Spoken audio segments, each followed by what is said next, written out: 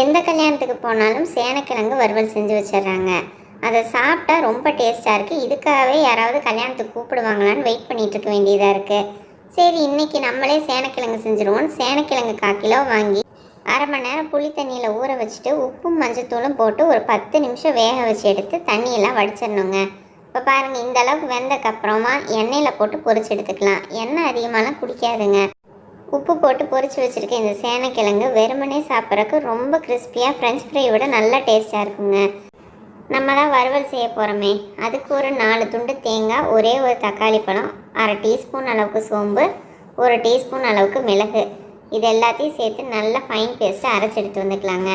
இப்போ தாளிப்புக்கு தேங்காய் எண்ணெய், 2 துண்டு பட்டை, 2 பல்லாரி வெங்காயம், 1 டீஸ்பூன் இஞ்சி பூண்டு, மஞ்சத்தூள், மிளகாய்த்தூள், மல்லித்தூள், இது எல்லாத்தையும் சேர்த்து நல்லா வதக்கி விட்டுட்டு அரைச்சி வச்சுருந்த விழுதையும் சேர்த்து நல்லா வதக்கி விட்டுடலாங்க.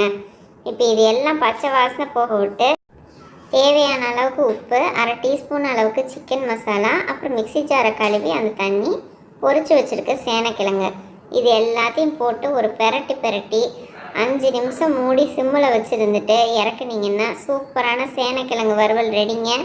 நல்லா சூப்பரான ரசம் வச்சுட்டு இதை தொட்டுட்டு சாப்பிட்டிங்கன்னா கல்யாண வீட்டில் சாப்பிட்ற மாதிரி அப்படி ஒரு டேஸ்ட்டாக இருக்குங்க.